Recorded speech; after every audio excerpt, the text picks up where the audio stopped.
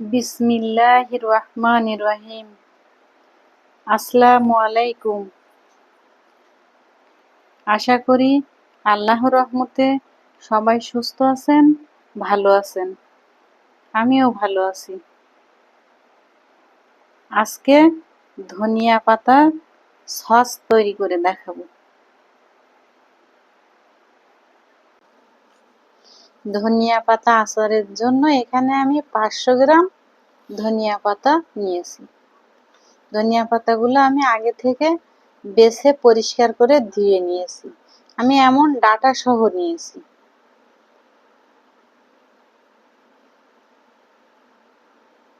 আর নিয়েছি একটা পেঁয়াজ, 4টা কাঁচা ঝাল, 8-10টি রসুনের কোয়া, 1 চামচ জিরা, 1 চামচ ধনিয়া। আপনারা এখানে জিরা ধনিয়ার গুঁড়াও নিতে পারেন। আমি চুলায় প্যানটি বসিয়ে দিলাম।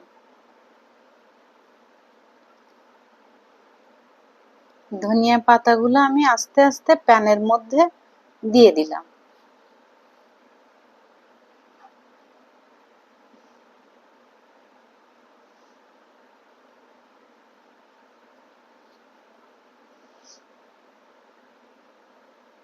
এবার আমি স্বাদ মতো লবণ দিলাম। কেটে রাখা পেঁয়াজ দিয়ে দিলাম। 4টা কাঁচা ঝাল দিয়ে দিলাম। রসুনের কোয়াগুলা দিয়ে দিলাম। আর দিলাম জিরা আর ধনিয়া।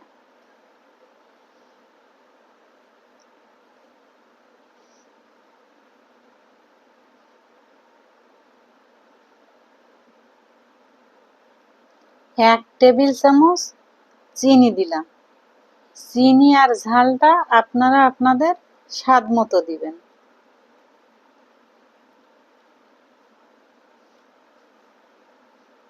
এটা আমি এখন মিশিয়ে নিব ধনিয়া পাতার সাথে।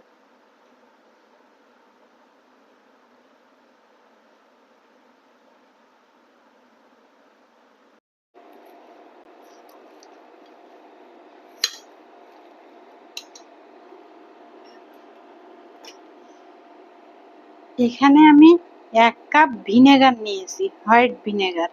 এটা এখন আমি হাফ দিয়ে দিলাম, সব দিয়ে দিব না।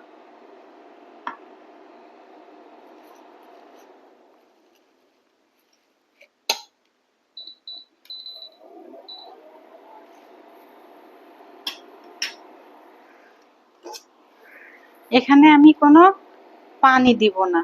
মিডিয়াম আঁচে রেখে ঢাকনা দিয়ে একটু সিদ্ধ করে নিব।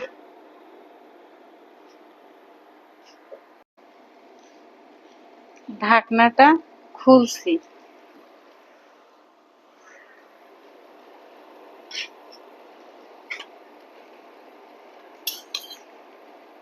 আমার এটা এমন সিদ্ধ হয়ে গিয়েছে। এখন এটা আমি ব্লেন্ডারে ব্লেন্ড করে নিব, ঠান্ডা করে ব্লেন্ড করে নিব। আমি একবারে সবগুলা ব্লেন্ড করে নিয়েছি ব্লেন্ডারে এভাবে। আপনারা চাইলে এটা শিলেও বেটে নিতে পারেন।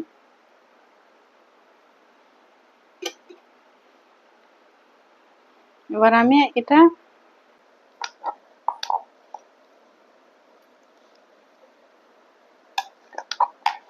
এভাবে সবটুকু নামিয়ে নিব।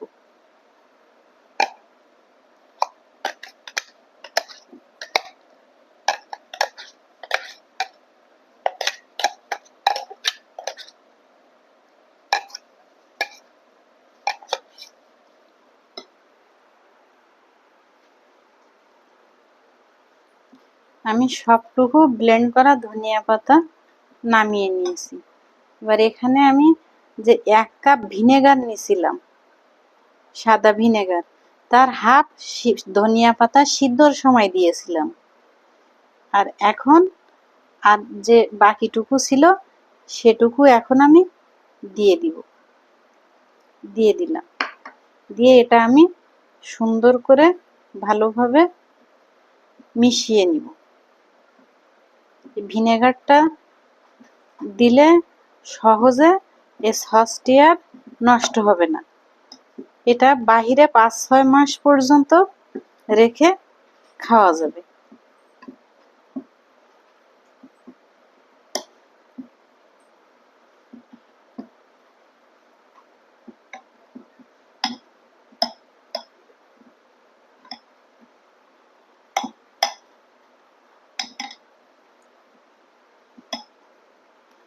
তৈরি হয়ে গেল আমার ধনিয়া পাতার সস।